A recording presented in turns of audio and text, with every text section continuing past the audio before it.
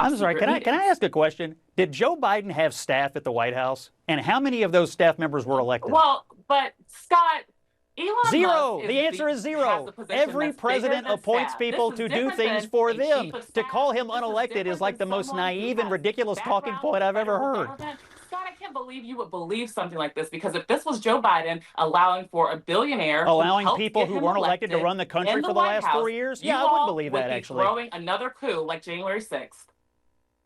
I would believe it if Joe Biden had unelected people running the government for the last year, maybe the last 4 years. Yeah, I believe every word of it. You wouldn't be up in arms, Scott. I was up in arms about it. I think there's a difference if it was George Soros. I think the example is not, obviously everyone has unelected people in that they appoint. The difference is if it was George Soros. George Soros does have influence over Democrats. He collects your people like Pokemon cards. Everybody, hold on.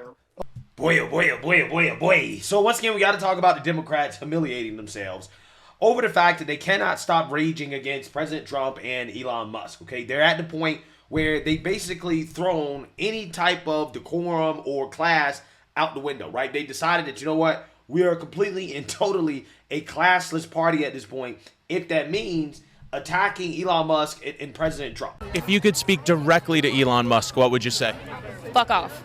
That's it. Yeah, that is the leader of the Democrat Party, right? Jasmine Crockett, the current leader of the Democrat Party, because Hakeem Jeffries isn't leading anything. She's the real leader, right? She's going to all these television programs, and I'm just telling you, I don't think that she is doing a good job in regards to representing the Democrats, which is probably part of the reason why their numbers when it comes to their approval rating in Congress are so low, is due to the fact that, again, you have individuals like Jasmine Crockett representing the Democrats, okay? And not only has she abandoned class, okay, not that she had any in the first place, but she's also abandoned the truth. Not that she ever told the truth in the first place either. But, I mean, they've gotten to the point where they're just flat out making things up, making statements that are just factually incorrect in order to attack President Trump and Elon Musk. Like, for example, Jasmine Crockett going on the Breakfast Club and being confronted about our debt being out of control, which is something Democrats don't want to fix at all. And Jasmine Crockett claims that, well, that's because we have a revenue problem, aka taxes aren't high enough. And President Trump's tax cuts are the reason why we have a revenue problem. Again, this is what she claimed on the Breakfast Club. Take a look. There's a lot of waste, fraud, and abuse in the federal government, though. I'm not going to say that there's a lot. I'm going to say that it does exist. I'm going to say that it exists. I don't think that there's a lot. I think. So why are we so in debt then? We're in debt because we decide that we're going to reduce the income, right? So under Trump in his first administration, we went into debt $8 trillion. Now, he wanted to say it was because of COVID. It really wasn't. Obviously, there was money that we sent out because people were in need during COVID to make sure that we didn't go into a recession. But at the end of the day, it was because he said, oh, wait a minute, that income, we're going to stop bringing that in from the top 1%ers. Well, those Trump tax cuts, they expire right about now. And he's trying to reinstitute them. So here it is. You've got Elon Musk running around talking about something. I'm cutting this. I'm slashing this. I'm doing this and that and da-da-da, all this kind of stuff, right? I do want to be clear that at the same time they're saying, but we got to raise the debt limit. Well, why do you have to raise the debt limit if we are saving all this money? You know why? Because they actually want to deepen the tax cuts for all those billionaires that were sitting on stage with him on January 20th. Those guys are looking to keep more money in their pocket. That is why. It's why we ran into debt last time. It's why we're going to run into debt again. The only time that we've had a budget that was clean and we didn't have to worry about debt, you know who was in office? Bill Clinton. Bill Clinton, a Democrat. You know what the tax rate was? It was what Kamala Harris was proposing. That is not the tax rate that they are looking to do on the 1%ers. School me on this too, right? Yeah, so this is hilarious, okay? This is absolutely hilarious. Democrats really think the American people are stupid, that we can't just look up, right, basic facts about the revenue that the government is taking in. And when you look up the revenue of the government since the Tax Cuts and Jobs Act, okay, of 2017, you can see that the revenue has went up $3.32 trillion in 2017 to $4.4 trillion in 2023. And it has went up basically every year since the Tax Cuts and Jobs Act, except in 2020. And that's because of the pandemic. And 2023 as well, too, as revenues decreased from 2022 to 2023. However, again, from the passing of the Tax Cuts and Jobs Act until 2023, revenues have increased, right? And they have increased for the government. So Jasmine Crockett, she just lied, right? She just lied on the Breakfast Club, right? She claims that we have a revenue problem. We don't have a revenue problem, okay? Because, again, despite the propaganda and the economic illiteracy from the Democrats, tax cuts can, in certain situations, produce more revenue for the government. And the reason why is because of economic growth, right? It turns out that when you, quote unquote, cut taxes, right, even for the rich, in which Trump cut taxes across the board, right, for the middle class, for everybody, which, by the way, you know, Democrats are set to vote against, right, because they don't like those tax cuts for the middle class, by the way, right? But President Trump, when you cut taxes across the board, well, what happens? What happens is that you stimulate more economic growth. What happens when you stimulate more economic growth? Well, your tax revenue increases because companies are doing better, right? The country is doing better. Therefore, the government is going to take in more money. Now, what the Trump administration did not do, and I think they should have did this, is that they should have reduced spending. That's what they should have did. They should have reduced spending along with the tax cuts, which, you know, hey, Republicans are trying to do that now, and Democrats are now boo, whine, and cried about it. And that's the funniest part about all this to me, because it clearly shows that, again, Democrats are either economically illiterate or they believe that voters are economically illiterate, okay? In the sense that you cannot attack President Trump over inflation, right? They're trying to blame President Trump for inflation, even though he's only been in office for a month. He hasn't had time to do anything about inflation. This is an extension of Biden's economy, right? Again, these are the same people that argue that Trump's great economy was because of Obama, right? But for whatever reason, they're now blaming Trump for what is clearly Biden's economy. But anyways, when it comes to blaming President Trump for inflation, is actually really weird, because you can't complain about inflation, blame President Trump for inflation, and then turn around and to be against helping rein in inflation by cutting spending, right? If you want to rein in inflation, okay, if that's what you want to do, if you're concerned about that, then you have to cut spending, something that Democrats didn't do during Biden's term, okay, which again is why inflation's out of control, is because Democrats kept spending and spending and spending and spending, okay? The American people should have learned by now that you cannot trust Democrats when it comes to any economic issue, again, mainly because they're economically illiterate. They don't know what the hell they're talking about, right? What they're saying is contradictory. And ultimately, they have 4 years to prove that they knew how to manage an economy, right? And they prove that they don't, right? They prove that they are a disaster when it comes to their economic policies, okay? So now, again, they're at the point where they just have to make shit up, right? They have to quite literally lie about the revenue of the government that has been generated by the Tax Cuts and Jobs Act because they believe that the American people are that stupid, right? That is essentially where we're at with the Democrat Party, okay? I mean, it should be insulting to the average voter to listen to Democrats speak to the American people and to pretend as if the American people are stupid, especially when it comes to the economy. But again, you know, Democrats don't have anything else but Trump derangement. And when you're Trump deranged, you just have to lie 24/7 and just boo-hoo, whine, and cry and outrage over things that, you know, quite honestly, the American people agree with. And as I've stated before, and I'll continue to state it, this just leads to more embarrassment and humiliation for the Democrats, which is exactly what happened in Congress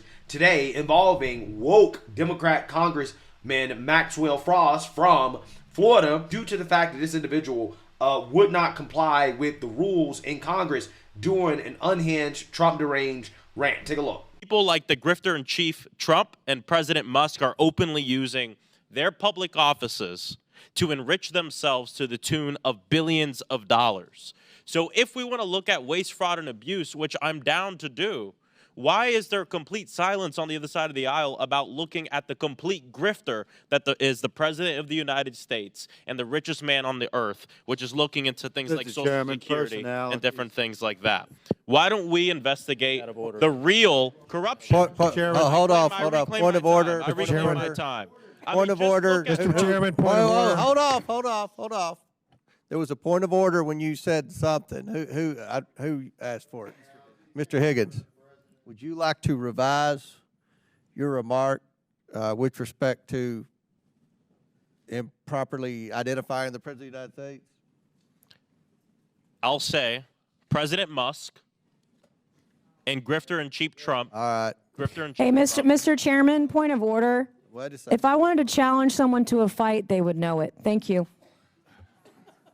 Chairman, if Mr. Musk actually him the- came here, what- then maybe the rules All of right. the committee I heard might no apply to disparagement him. of the- But I'll say you something else. We'll save a lot of time. I'll say something else. Okay, all right. We're going to let Chair recognize Mr. Frost. You still have 3:49. You're going to maybe revise the disparaging comment about the president because that's supposed to be our decorum here. And It is supposed to be.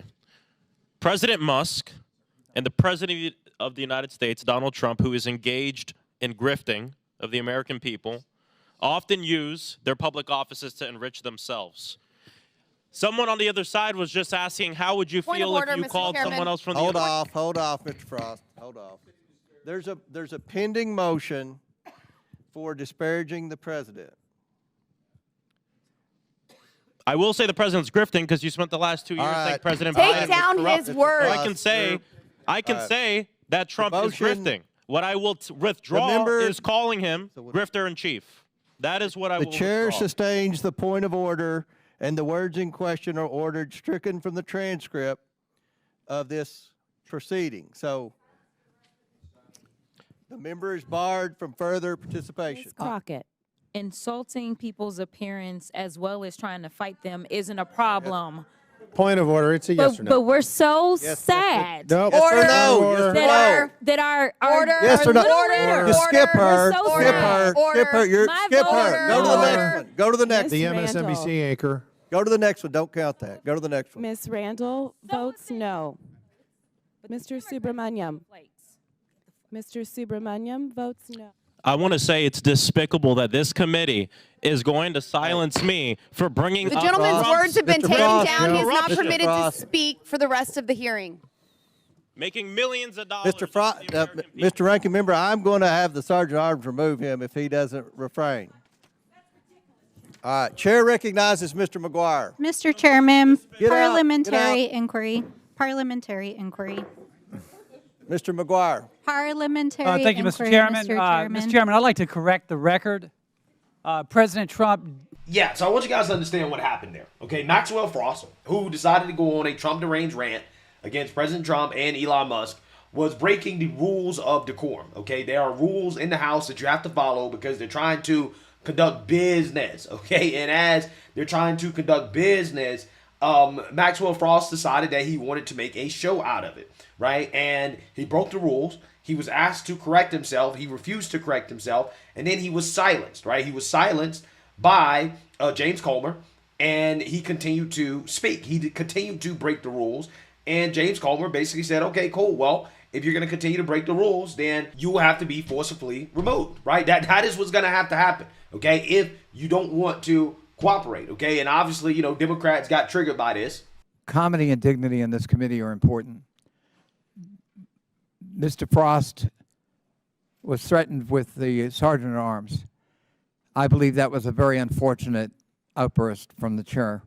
I understand his frustration in having to manage an unruly bunch of people, and I'm part of that unruly bunch of people too, but I just want to say, before Mr. Frost would be removed by the Sergeant at Arms, you'd have to remove this ranking member and all of the Democrats on this side of the aisle. I thank the chair for his consideration.